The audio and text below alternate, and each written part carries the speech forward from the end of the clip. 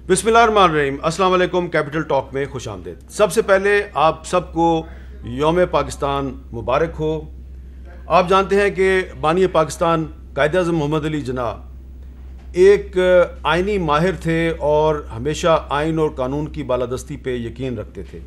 क्या आज के पाकिस्तान में हमें आइन और कानून की बालादस्ती नज़र आती है? कायद-ए-आज़म का पाकिस्तान किधर जा रहा है?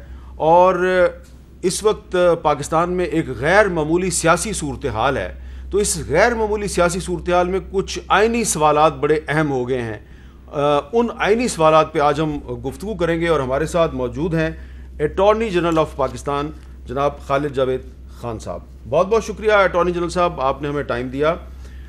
सबसे पहले तो मैं आपसे ये जानना चाहूँगा कि एक जो लेटेस्ट डेवलपमेंट है कि सुप्रीम कोर्ट के एक जज जस्टिस काजी फायज़ ईसा साहब की तरफ से चीफ जस्टिस ऑफ पाकिस्तान को एक ख़त लिखा गया है और उसमें उन्होंने बहुत से सवालात उठाए हैं, लेकिन जो एक सबसे पहले सवाल उन्होंने उठाया है कि एक सदारती रेफरेंस जो अभी दायर ही नहीं हुआ तो उसे मुकर्रर करने का हुक्म कैसे दिया जा सकता है। तो मैं भी कोर्ट में उस दिन मौजूद था, आप भी मौजूद थे, आप दलाइल भी दे रहे थे। तो ये आपके ख्याल में काजी फायज़ ईसा साहब ने एक वैलिड क्वेश्चन उठाया? देखिए, सबसे पहले मेरे साहब बहुत शुक्रिया। काजी फायज़ ईसा साहब सुप्रीम कोर्ट के मोहतरम जज हैं और उन्होंने ख़त लिखा है, उसमें मुझे भी कॉपी भेजी है। नहायत अदब के साथ, ज़ाहिर है ये उनका हक़ है और उनको फ़ैसला करना है कि किस तरीके से अपना ख्याल का इजहार करना है, मगर मैं मुनासिब समझता हूँ कि ऐसे फ़ंडामेंटल इशूज़ पे अगर ये काम पब्लिक डॉक्यूमेंट के ज़रिए, क्योंकि ये एक ऐसा ख़त है कि जो पब्लिक डॉक्यूमेंट बन गया है, मीडिया में भी अवेलेबल है, मुख्तलिफ़ लोगों को कॉपी भी दी गई है, तो मेरी दानिस्त में मुनासिब ये होता कि इसको थोड़ा सा और सेंसिटिविटी के साथ, ज़ाहिर है कि उनको पूरा हक़ है अपने व्यूज़ का, बेहतर ये होता कि उसके तरीक़ाकार शायद कुछ बेहतर हो सकता था। ये मेरी ज़ाती राय है।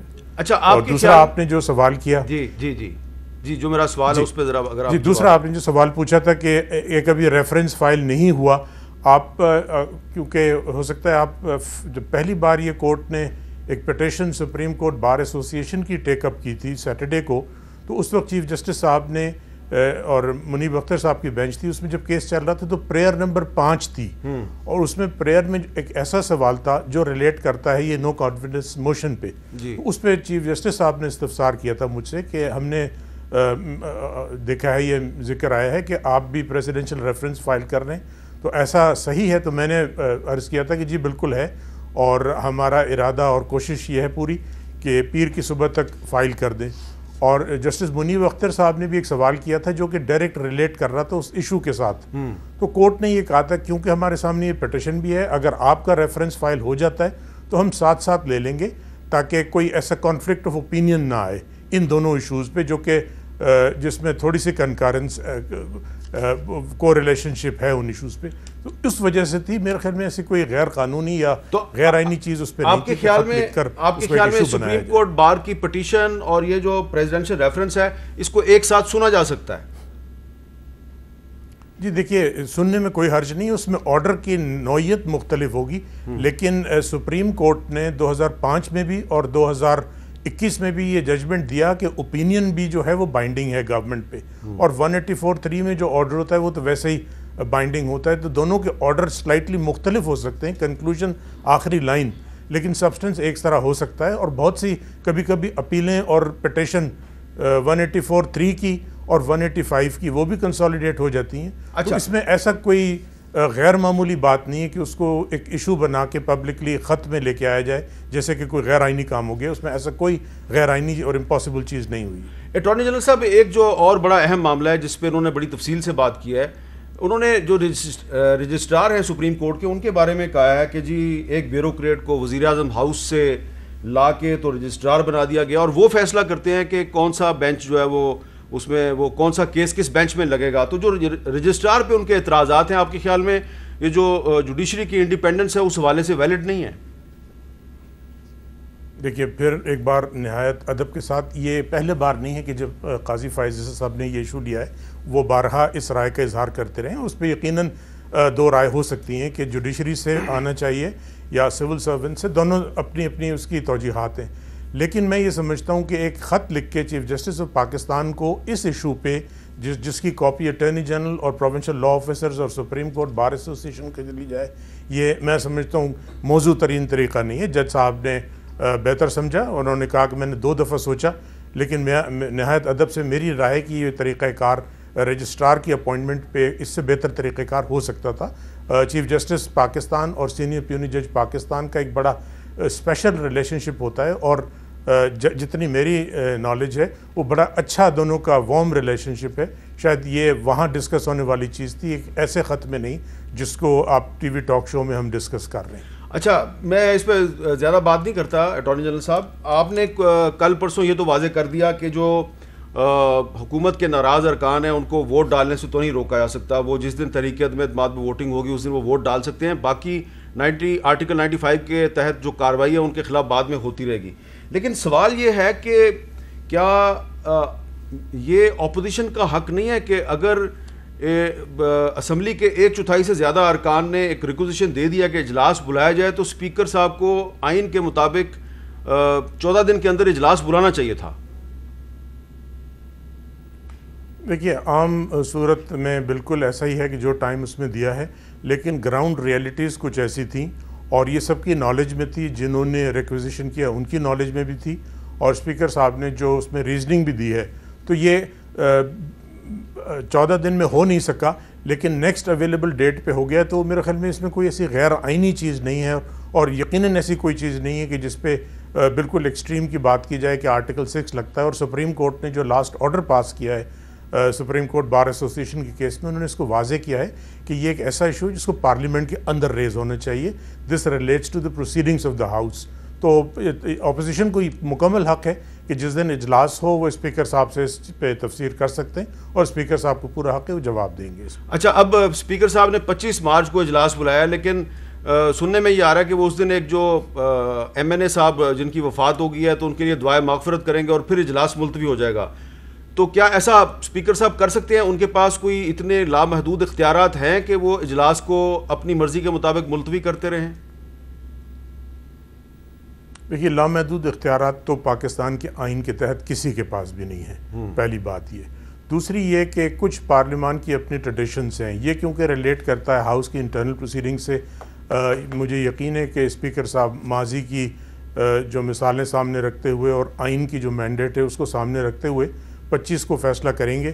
ابھی یہ ایک مفروضہ ہے کہ اس دن وہ کیا کریں گے، بہت زیادہ دور نہیں ہے، اس پہ دیکھ لیتے ہیں کیا ہو اور پھر اس پہ ڈیبیٹ کی جا سکتی. اب یہ بتائیے کہ کیا یہ جو ناراض ارکان ہیں ان کے خلاف اگر آرٹیکل 63A کے تحت کارروائی ہوتی ہے اور جس بھی فورم پہ ہوتی ہے اور جتنی بھی مدت میں ہوتی ہے، کیا ان کی لائف ٹائم ڈسکوالیفیکیشن ہو سکتی ہے، تا حیات نااہلی ہو سکتی ہے یا نہیں ہو سکتی؟ میر صاحب، یہی بڑا اہم سوال ہے جو سپریم کورٹ کے سامنے ہے، اور میں تھوڑا سا اگر آپ اجازت دیں میں کلیریفائی کر دوں. 63A1 اس کے 2 حصے ہیں، A اور B. ایک ہے وہ اس کو ڈیفیکشن تصور کیا جاتا ہے، جو استعفیٰ دے دیا جائے یا دوسری پارٹی کو جوائن کیا جائے، یہ اسمبلی سے باہر کا ایکٹ ہے. B میں جو 3-4 ایکٹس لکھے ہیں کہ نو کانفیڈنس پہ یا پرائم منسٹر کے الیکشن پہ، منی بل پہ یا آئینی ترمیم پہ اگر وہ ایکشن نہ لیں پارٹی کی ڈائریکشن کے مطابق تو ڈیفیکشن ہو سکتی ہے. تو میں سمجھتا ہوں کہ جو B میں ڈائریکشن ہے، جو کلازز ہیں، اس کی ڈیفیکشن کے لیے بغیر جب تک وہ ووٹ نہیں دیں وہ ٹریگر ہو ہی نہیں سکتا ہے. ٹھیک ہے. جو پہلا والا ہے وہ ٹریگر ہو سکتا ہے اسمبلی کے جائے بغیر. اب کون سی ڈیفیکشن کلاز کو پارٹی انووک کرتی ہے تحریک انصاف، یہ ظاہر ہے اس کو پارٹی کو فیصلہ کرنا ہے، اس کا گورنمنٹ سے کوئی تعلق نہیں. تو آپ کے خیال میں راستہ ہے، تا حیات نااہلی کا راستہ ہے؟ جی، اس میں یہ ہم نے سوال پوچھا گیا ہے، اور اس کی بنیادی وجہ یہ ہے کہ جیسے آپ کے بھی علم میں ہے کہ یہ سپریم کورٹ میں بھی اور پارلیمان میں بھی اس ہارس ٹریڈنگ کی پریکٹس کو یا فلور کراسنگ کو ایک ناسور کے طور پہ ڈسکرائب کیا گیا ہے، اور یہ ہر کچھ سال بعد جو ہے واپس آ جاتا ہے. آپ کو یاد ہوگا پچھلے سال سینٹ کے الیکشن جب ہوئے تھے پھر ویڈیوز آئی تھیں پیسے کی، تو یہ شکایتیں ہمیشہ سے ہیں. اس کی وجہ سے 2 بار آئینی ترمیم کی گئی.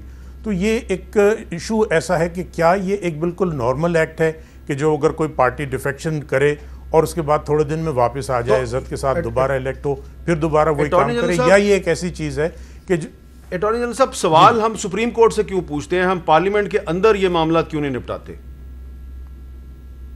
دیکھیے پارلیمنٹ نے بالکل, آپ نے بہت صحیح بات کہی کہ اگر یہ کلیریفیکیشن پارلیمنٹ میں آ جاتی, اب یہ پارلیمنٹ کے بارے میں ہی ہے اور اس پہ ابہام ہے, کیونکہ جو بنیادی سوال ہے وہ یہ ہے کہ آرٹیکل 63A کو 62(1)F کے ساتھ ملا کے پڑھا جائے تو ڈسکوالیفیکیشن کی نوعیت کیا ہے. اب اس پہ ابہام ہے اور اس وقت کلیئرٹی کی بہت سخت ضرورت ہے, اور جو واحد ادارہ جو اتھارٹیٹیولی انٹرپریٹ کر سکتا ہے آئین کو وہ سپریم کورٹ ہے. اور میرے خیال میں سب سے مہذب ترین طریقہ جو ہے, اگر پارلیمان میں اس پہ ایگریمنٹ نہیں ہو تو کورٹ جانا, کورٹ سے رہنمائی لینا, یہ ایسی چیز ہے جس پہ شاید کسی کو اعتراض ہونا نہیں چاہیے. کہیں ایسا تو نہیں ہے کہ ہم کسی آئینی بحران کی طرف بڑھ رہے ہیں کہ اگر اسپیکر صاحب جو ہیں وہ تحریک عدم اعتماد پہ ووٹنگ ہی نہیں کراتے تو ایک بحران پیدا ہو سکتا ہے؟ نہیں, ایسا مجھے نہیں نظر آتا, اور اسپیکر صاحب کی پاور لامحدود نہیں ہے. جیسا میں نے عرض کیا, ووٹنگ تو وہ کرائیں گے, اور یہ ریکوائرمنٹ ہے کہ جس دن سے ریزولوشن جو ہے وہ لیو آف دی اسپیکر کے ساتھ موو ہو جائے اس کے 7 دن کے اندر ووٹنگ لازم ہے. ووٹنگ اندر کس طرح ہوتی ہے, کیا ہوتی ہے, یہ ہے انٹرنل پروسیڈنگز ہاؤس کا, لیکن ایسا نہیں ہو سکتا کہ ووٹنگ لامحدود عرصے کے لیے ختم کر دی جائے. اور ایک چیز میں آپ کی اجازت سے اور کلیئر کر دوں کہ ایک یہ تھوڑا سا ابہام آ گیا تھا, آج بھی میں نے کلیئر کیا ہے ایک اور میٹنگ میں, کہ سپریم کورٹ میں جو پروسیڈنگز ہیں اور جو پارلیمان میں جو نو کانفیڈنس کی موشن پہ جو پروسیڈنگز ہیں وہ بالکل انڈیپینڈنٹ ہے. ظاہر ہے کہ سپریم کورٹ کا جو اوپینین آئے گا اس کا امپیکٹ ہوگا, لیکن اس کی وجہ سے نو کانفیڈنس موشن کی جو پروسیڈنگز ہیں وہ نہ روکی جائیں گی. اور میں نے پہلے دن ہی کورٹ میں بھی یہ عرض کیا تھا کہ ہم نے نہ کوئی اسٹے کی درخواست مانگی ہے, نہ کسی وقت ہم کورٹ سے یہ استدعا کریں گے کہ اس کو آپ روک دیجئے ہاؤس کی پروسیڈنگز, کیونکہ وہ ایک سوورن ہاؤس ہے, اس کی اپنی پروسیڈنگز ہیں, اس کو روکا نہیں جا سکتا. لیکن ظاہر ہے کہ سپریم کورٹ کا جب اوپینین آتا ہے وہ بائنڈنگ ہوتا ہے سب کے. کیا اپوزیشن کو یہ حق حاصل ہے کہ 25 مارچ کو اجلاس ہوتا ہے تو وہ اسپیکر سے کہے کہ ہم اپنی جو تحریک عدم اعتماد ہے اس کو فارملی اس اجلاس میں پیش کرنا چاہتے ہیں اور آپ اس پہ آج ہی ووٹنگ کرا دیں؟ ووٹنگ تو شاید نہیں ہوگی, ان کو پورا حق ہے کہ وہ اسپیکر صاحب سے ریکویسٹ کریں کہ لیو, وہ اس کا طریقہ کار یہ ہے کہ کویسچن آور کے بعد لیو آف دا اسپیکر کے ساتھ کہا جائے گا کہ یہ ہم نے ایک موشن پریزنٹ کیا تھا وہ ٹیک اپ کیا جائے, اور اگر وہ ٹیک اپ ہو جاتا ہے تو اس سے کم اگلے 3 دن سے پہلے نہیں اور 7 دن کے بعد نہیں ووٹنگ ہو سکتی ہے. تو اس دن تو ووٹنگ کا کوئی پاسبلٹی ہے ہی نہیں. بہت بہت شکریہ. اٹارنی جنرل آف پاکستان ہم سے گفتگو کر رہے تھے. ایک وقفہ لیتے ہیں اور وقفے کریں گے اپوزیشن کی ایک اہم جماعت مسلم لیگ نون کے سینئر رہنما اور سابق وزیر خارجہ خواجہ محمد آصف صاحب سے, اور ان سے پوچھیں گے کہ وزیر اعظم عمران خان صاحب بڑے پر اعتماد ہیں اور وہ کہتے ہیں کہ میں اپوزیشن کو ایک بہت بڑا سرپرائز دینے والا ہوں. کیا اپوزیشن کسی سرپرائز کے لیے تیار ہے یا نہیں؟ ان سے پوچھیں گے وقفے کے بعد. کیپٹل ٹاک میں دوبارہ خوش آمدید. وزیر اعظم عمران خان صاحب تحریک عدم اعتماد کے بارے میں بڑے پر اعتماد نظر آتے ہیں, اور آج انہوں نے کہا ہے کہ لکھ لو تحریک عدم اعتماد ناکام ہو جائے گی. تو ہمارے ساتھ موجود ہیں خواجہ محمد آصف صاحب, مسلم لیگ نون کے سینئر رہنما.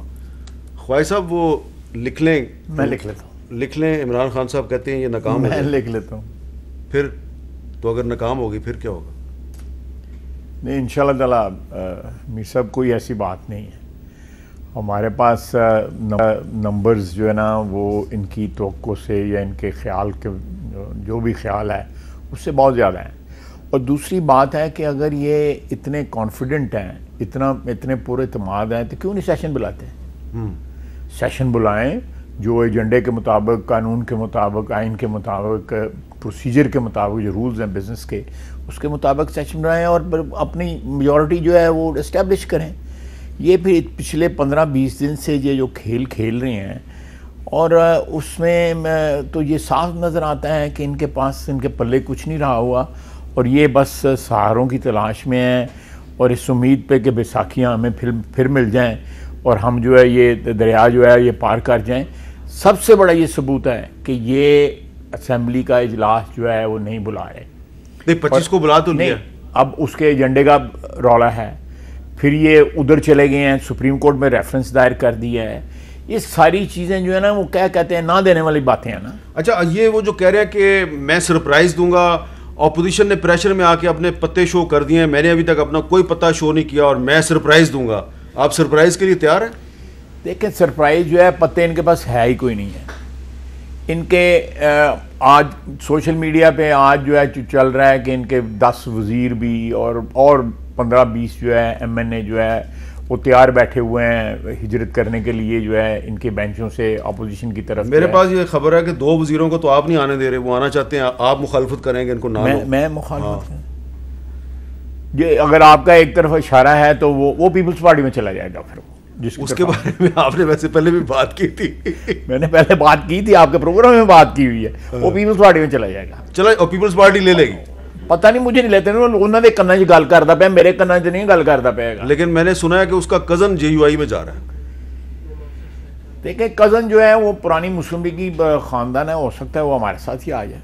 اچھا آپ کا بھی رابطہ ہے؟ نہیں میرا مطلب میری تو ان کے ساتھ جو ہے گھر والی بات ہے. اچھا خالد صاحب, یہ جب بات ہوئی تھی اس وقت, جب میرا حال ہے 1.5-2 سال پہلے بات ہوئی تھی, تو بات کس کانٹیکس میں ہوئی تھی؟ ذرا میں چاہتا ہوں آپ کو ذرا آپ کا پرانا ایک کلپ سنا دوں اگر آپ برا نہ بنائیں. ضرور جی ذرا سنیں جی خالد صاحب نے کیا کہا تھا. یہ ایک قوم موجود ہے اسمبلی کے اندر, کچھ 30-40 لوگ ایسے موجود ہیں جو جس طرف چاہیں گے. ان میں سے ایک صاحب تھے عمر ایوب صاحب, کل تقریر کر رہے تھے تو اس پہ بڑا ہنگامہ ہو گیا. تو ہنگامہ بار بار ہو رہا ہے قومی اسمبلی میں, تو اگر عمر ایوب صاحب اگلے الیکشن میں آپ سے ٹکٹ مانگیں تو آپ ان کو بھی دے دیں گے؟ میں حیران نہیں ہوں گا اگر وہ ٹکٹ مانگیں گے. سر یہ ہمارے ڈیفیکٹس ہیں نا, ہم کیوں خوار ہو رہے ہیں؟ ہاں ہم سیاستدان کیوں خوار ہوتے ہیں؟ اور دیں گے ہم ان لوگوں کو ٹکٹ. اچھا ہم ماضی میں بھی یہ کرتے رہے ہیں, کوئی نئی بات تو نہیں ہے. ہم نے کیسے کیسے لوگوں کو ٹکٹ دیے ہیں. دیکھیں جب تک سیاستدان ایک برادری کی حیثیت سے, من حیث البرادری جو ہے, اگر میں اردو کا لفظ جو ہے صحیح استعمال کر رہا ہوں, یہ فیصلہ نہیں کریں گے نا کہ یہ سوداگر جو ہیں ان کے اوپر دروازے سیاست کے بند ہونے چاہیے, تو یہ اسی طرح ہی کبھی ہمیں بیچیں گے, کبھی پی ٹی آئی کو بیچیں گے, کبھی پیپلز پارٹی کو بیچیں گے. یہ چیز جو ہے ان کے پاس انفارچونیٹلی بدقسمتی ہے ہماری سیاست کی کہ ان کے پاس جو ٹپنگ بیلنس جو ہے نا وہ ان کے پاس آ جاتا ہے. خالد صاحب یہ مسلم لیگ نون نے یو ٹرن تو نہیں لے لیا؟ نہیں میر صاحب دیکھیں, لیٹس ڈسکس جو اس وقت 10-12-14 لوگ جو ہیں جنہوں نے ڈیفیکٹ کیا ہے پی ٹی آئی سے, جن کو باغی ارکان کہا جاتا ہے.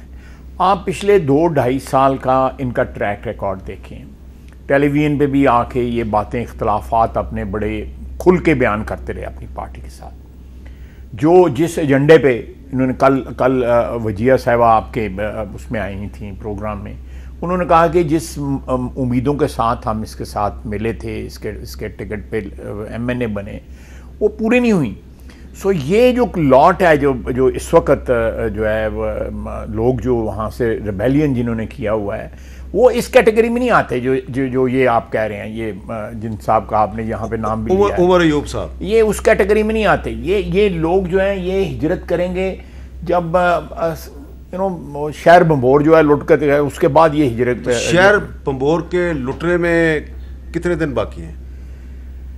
سر 31 تک میرا خیال ہے یہ لپیٹا جانا چاہیے مسئلہ جو ہے. میں ان لوگوں کی عزت کرتا ہوں. یہ لوگ جو پہلے سندھ ہاؤس میں تھے, اب میریٹ میں ان لوگوں کی عزت کرتا ہوں کہ انہوں نے بھرپور اقتدار میں عمران خان کے اسے اختلاف کیا.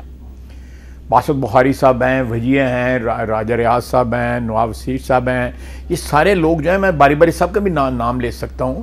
انہوں نے بھرپور طریقے سے ہاؤس کے اندر پتا تھا. آپ ان کو لوٹا نہیں سمجھتے؟ نہیں بالکل نہیں. میں سمجھتا ہوں کہ انہوں نے اپنی پارٹی کے ساتھ جو ہے اصولی اختلاف کی ابتدا جو ہے آج سے 2.5 سال پہلے 2 سال پہلے کی تھی. ہاں ہمارے پروگرام میں بھی انہوں نے آپ کے پروگرام میں یہ اختلاف کرتے رہے, دوسرے ٹی وی اسٹیشن پہ جا کرتے رہے, اور it was a known fact inside the assembly also کہ یہ لوگ جو ہیں یہ اپنی پارٹی سے نالاں ہیں اور اپنے لیڈر سے نالاں ہیں. دیکھیں ایکچولی جن لوگوں نے عمران خان کو آئیڈیلائز کیا 2013 میں, 2018 میں یا اس سے پہلے, جو ہے ثابت کیا ہوا, عمران خان جو ہے ہماری سیاست میں, ہماری معاشی صورتحال میں, ہمارا جو کلچر ہے اس میں, ہر چیز میں ایک انفیکشن ثابت ہوا ہے. اس انفیکشن کے علاج کی ضرورت ہے، اور اس کے لیے ایک یہ مرحلہ عبور ہو جاتا ہے، ایک گورنمنٹ بنتی ہے، آگے الیکشن جو ہے کوئی زیادہ لمبا عرصہ نہیں رہ گیا، وہ الیکشن بھی آ جائیں گے. یہ ہمیں دوبارہ جو ہے اس انفیکشن کو، جس کا نام عمران خان ہے، اس کو ٹریٹ کرنا پڑے گا، اس کو ہیل کرنا پڑے گا. آپ دیکھیں کتنے ذمہ دار عہدوں پہ لوگ جو ہے وہ ننگی زبان استعمال کر رہے ہیں خواتین کے متعلق، اور پھر بعد میں اس کی ایکسپلینیشن دے رہے ہیں. اگر وہی زبان جو وہ ان کی ایکسپلینیشن کے مطابق ان کے متعلق استعمال کی جائے تو کیا ری ایکشن ہوگا اس کا. تو یہ سارا ہمارا جو کلچرل یا جو ہماری جو اخلاقیات ہے وہ ساری کی ساری ڈسمنٹل ہو گئی ہے، اور اس انفیکشن جس کا نام عمران خان ہے اس کی نظر ہو گئی ہے. یہ اس کے لیے ہیلنگ کی ضرورت ہے. اچھا، یہ انفیکشن کی وجہ سے کوئی آئینی بحران تو نہیں جنم لے گا؟ نہیں، آئینی بحران کوئی نہیں جنم لے گا انشاءاللہ تعالیٰ، لیکن ہمیں اس چیز کو ریورس کرنے کے لیے، اس کو ہیل کرنے کے لیے، اس کے اوپر مرہم رکھنے کے لیے، میرا اپنا خیال ہے کہ ایک نیا سفر کا جب آغاز ہوتا ہے اس سارے یہ مرحلے کے بعد جو ہے، اس میں سیاستدانوں کو اور دوسرے اداروں کو بھی مل کے میر صاحب اس کو جو ہے وہ اس کا جو ہیلنگ پروسیس جو ہے ہونا چاہیے. کوئی وینڈٹا یا کوئی منتقم مزاجی یا کوئی اور ہمارا متحمل نہیں ہو سکتا ہمارا. اچھا خالد صاحب، یہ آپ مانیں گے کہ آپ نے، یعنی کہ ساری اپوزیشن نے عمران خان کو انڈر ایسٹیمیٹ کیا؟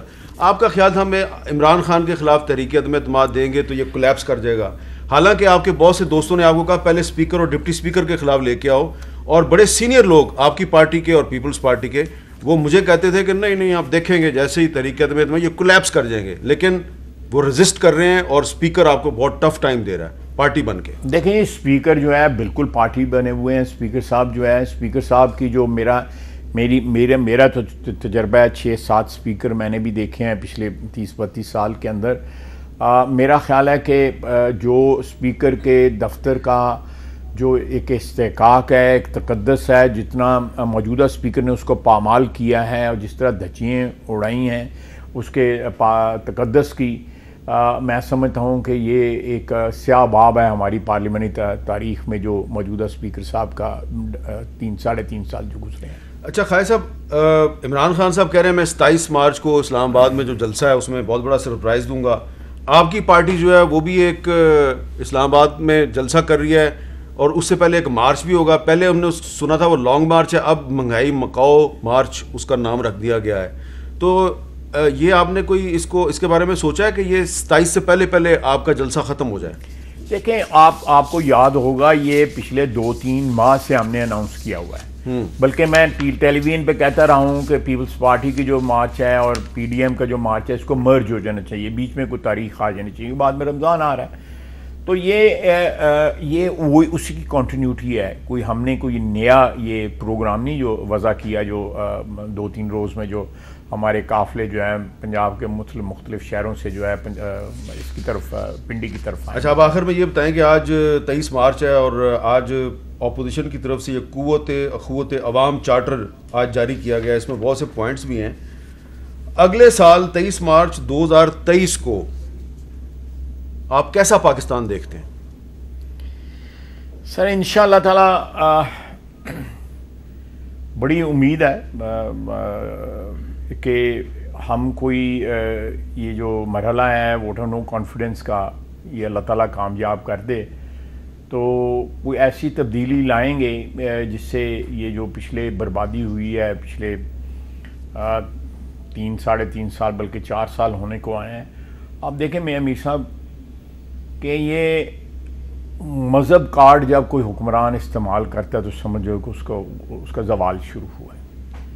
یہ امر بالمعروف والی جو بات انہوں نے شروع کی ہے، ان کا جو رویہ ہے یا ان کا جو کلچر ہے، جو ان کا بیہیویئر رہا ہے 3.5 سال، وہ منکر والا رہا ہے، امر بالمعروف والا نہیں رہا. امر بھائی یہ قرآن مجید سے آیتیں اٹھا لینی، الفاظ اٹھا لینے، ریاست مدینہ جس طرح اس کے چیتھڑے اڑائے ہیں. کل وجیہ قمر صاحبہ نے آپ کے پروگرام میں انہوں نے بات کی، یہ ریاست مدینہ ہے. میرا خیال ہے کہ مذہب ہمارا جو ہے نا اس کو ایک طرف رکھنا چاہیے. یہ سیاست کا جو کام ہے، جب یہ اتنی غلاظت پیدا ہو جاتی ہے جو پچھلے 3.5 سال میں عمران خان نے پیدا کی ہے، اس کے بعد جو ہے اس کو مذہب کو کھینچ کے لانا ہے سیاست میں اپنی سروائیول کے لیے، میں سمجھتا ہوں کہ سب سے بڑا یہ زیادتی ہے مذہب کے ساتھ، ہمارے دین کے ساتھ۔ کبھی ریاست مدینہ کا نام لیتے ہیں، کبھی امر بالمعروف کا نام لیتے ہیں، کبھی عجیب عجیب باتیں کرتے ہیں۔ میرا اپنا خیال ہے کہ ان کا ذہنی توازن بھی جو ہے نا کوئی اتنا درست نہیں رہا ہوا، جو ہے وہ امبیلنس ہو گئے ہوئے ہیں عمران خان صاحب جس طرح کی وہ گفتگو کرتے ہیں۔ اور یہ جو اگلے چند دنوں میں آپ کو پتہ لگے گا کہ کیا حالات کس طرف انشاءاللہ تعالیٰ جس طرف جائیں گے، کہ ان کا کیا اس کے بعد کیا انجام، باقی پارٹی کا کیا انجام ہوتا ہے، کتنے لوگ ان کے ساتھ جو رہ جائیں گے، آپ کو سب پتہ لگ جائے گا۔ آپ ویسے بھی ایک ویل انفارمڈ صاحب ہیں۔ مجھے تو کافی کچھ پتہ ہے کہ کچھ 6-7 منسٹر جو رابطہ کرنے کی کوشش کرتے ہیں نون لیگ سے، تو آپ ان کو ڈسکریج کر دیتے ہیں۔ پیپلز پارٹی والے کہتے ہیں جی ہمارے ٹکٹ پہ تو آپ پنجاب میں جیت نہیں سکتے۔ مجھے ان کے ایک بڑے معتبر جو ہے ممبر نے آج سے کچھ 6-7 مہینے مجھے پہلے کہا، میرا ان کے ساتھ جو ہے ایک برخودارانہ ان کا تعلق ہے، انہوں نے کہا جی کہ جو ہمیں 17 سیٹیں نہیں ملیں گی، جو موجودہ حالات ہیں ہماری پارٹی کے، 17 سیٹیں نہیں ملیں گی۔ آپ کو یاد ہوگا کہ ماضی میں بھی اس طرح ہوا ہے۔ تو یہ اس طرح کا جو حالات ہیں، آپ اب یہی دیکھ لیں کل جو اسلامک کانفرنس ہوئی ہے، کیا نکالا ہے اس میں سے؟ کشمیریوں کے متعلق کوئی ہوا کچھ؟ اچھا ان کے فلسطینیوں کے متعلق کچھ ہوا ہے کچھ؟ یہ دو جو رشتے ہوئے ہمارے مسلمانوں کے جو رشتے ہوئے زخم ہیں، ان کے متعلق کچھ ہوا ہے؟ او آئی سی کانفرنس سے 2 دن پہلے انہوں نے کہا انڈیا کی فورن پالیسی جو ہے وہ بڑی تعریف کی ہے، اور انڈیا میں جو ہے لوگ تالیاں مار رہے ہیں، تعریفیں کر رہے ہیں۔ لیکن یہ بھی تو خیر صاحب ایک سوال ہے نا، کیسی بات اگر آپ کرتے یا نواز شریف صاحب کرتے، ہم غدار ہوتے ہیں، مودی کے یار ہوتے، ہم مودی کے یار ہوتے، یہ تو آپ مانے نا دیکھنا۔ میرا خیال ہے اگر آپ if I am not wrong، یہ اس کے بعد جو بورڈ لگا ہوا ہے سرینا کے بعد، آپ کو 1000 کے دن ہونے کے آئے، کیا کیا ہے کشمیر کے لیے؟ کشمیر بیچ دیا اس شخص نے۔ چلے اگر کلبھوشن کے متعلق جو قانون سازی انہوں نے کی ہے، ہم نے کی ہوتی۔ اب یہ دیکھیں اتنی کانٹرڈکشن ہے، اتنی کانٹرڈکشن۔ چلے یہ تو آپ مانے نا کہ عمران خان کی نیت پہ کوئی شک نہیں کرتا، وہ اگر انڈیا کی فورن پالیسی کی تعریف کر دے کوئی نہیں کہتا یہ مودی کا یار ہے نا۔ دیکھیں اس سے آپ کلبھوشن دیکھ لیں، وہ جو پائلٹ واپس بھیجا تھا، یہ واپس، اگر آپ پائلٹ واپس بھیجتے پھر یہ سارے کا سارا جو ہے آپ کو چند دنوں میں پتہ لگ گیا۔ اچھا چلے، بہت بہت شکریہ خواجہ آزاد صاحب۔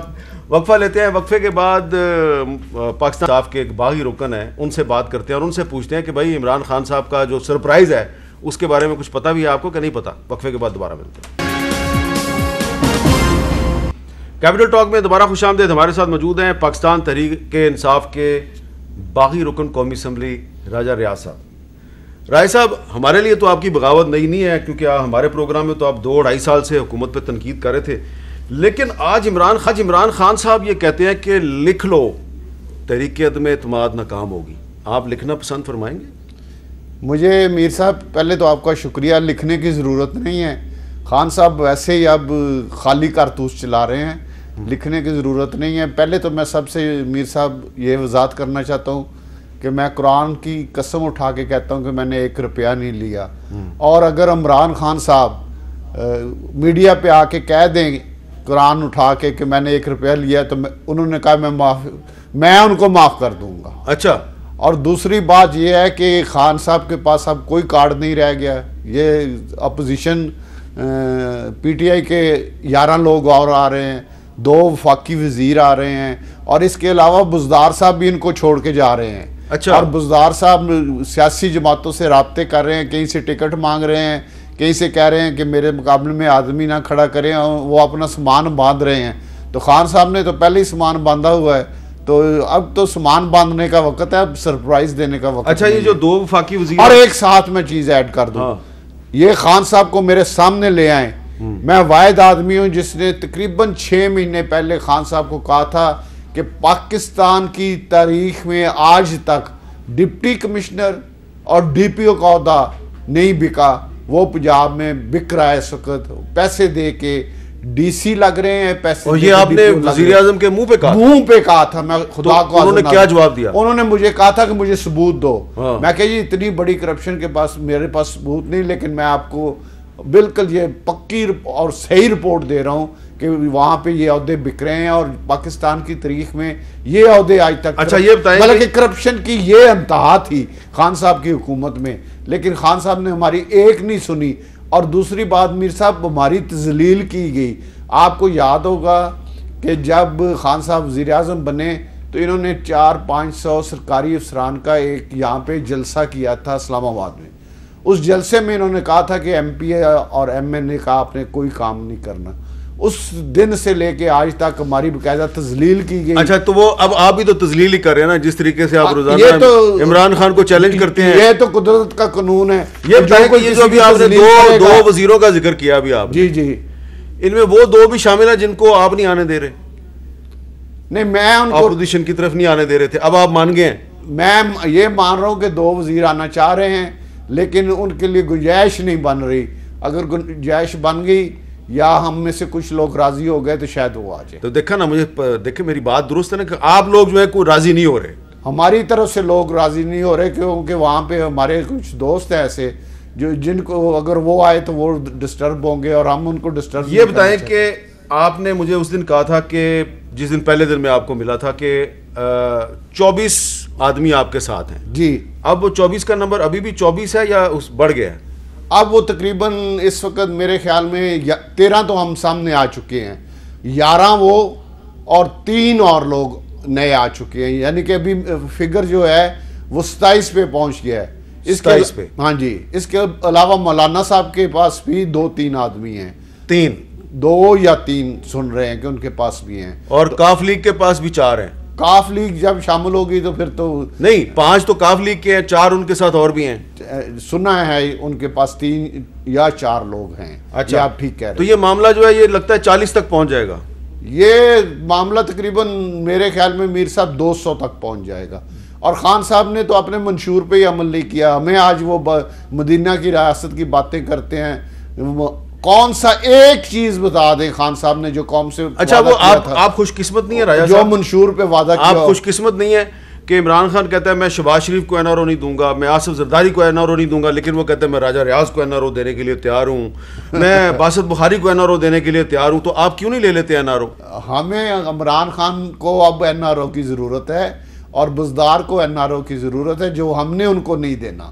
اچھا بزدار صاحب کے بارے میں جو آپ کہہ رہے ہیں، اور بزدار صاحب عمران خان کو چھوڑ کے بھاگنے والے ہیں. یہ میر صاحب میری خبر آج نوٹ کر لیں. لیکن وہ مجھے بھی پتا ہے بزدار صاحب نے بلوچستان کے ایک سیاستدان کو سندھ کے ایک سیاستدان کے پاس بھیجا ہے کہ میں آپ کے ساتھ کوئی ملاقات یا رابطہ کرنا چاہتا ہوں، لیکن انہوں نے ابھی تک ہاں نہیں کی. ویسے وہ سندھ کے جو سیاستدان ہیں انہوں نے ابھی تک ہاں نہیں کی. ابھی تک انہوں نے ہاں نہیں کی. وہاں پہ بھی یہی مسئلہ آ رہا ہے کہ بزدار صاحب جہاں سے ٹکٹ مانگ رہے ہیں وہاں پہ کوئی اور ایسے شریف آدمی ہے جس کو ایڈجسٹ کرنا. تو یہ دیکھیں نا، بات تو یہی نکل رہی ہے کہ یہ جو آپ کچھ پی ٹی آئی کے باغی ارکان ہیں، آپ نہ صرف کہ فیڈرل منسٹرز کا راستہ روک کے بیٹھے ہوئے ہیں، آپ چیف منسٹروں کا راستہ بھی روک کے بیٹھے ہوئے ہیں. وہ آپ کے ساتھ ملنا چاہتے ہیں، آپ ان کو لینے کے لیے تیار نہیں ہیں. یہ تو میر صاحب سیاست ہے نا. سیاست میں ہر چیز ممکن ہوتی ہے. ایک وقت تھا کہ ہم خان صاحب کی منتیں کرتے تھے کہ خدا کے لیے اپنے آپ کو ٹھیک کر لیں اور خدا کے لیے اپنے معاملات کو. یہ جو مشیر ہیں جنہوں نے جہانگیر ترین کو نکالا، جنہوں نے علیم خان کو نکالا، آج اگر جہانگیر ترین خان صاحب کے ساتھ ہوتا تو وہ کسی کے پاس جانے کے لیے قابل تھا. ان خان صاحب کی ٹیم میں تو ایسا کوئی آدمی نہیں جو کسی جو ناراض لوگ ہیں ان کو منانے کے لیے جا سکے. کوئی ایک آدمی نہیں ہے جو خان صاحب کلیم کا. اور دوسری بات میر صاحب، کوئی وزیر، وفاقی وزیر یا کوئی وزیر اعلیٰ پنجاب ہو یا کے پی کے، ایک آدمی ایم این اے واپس نہیں لا سکے.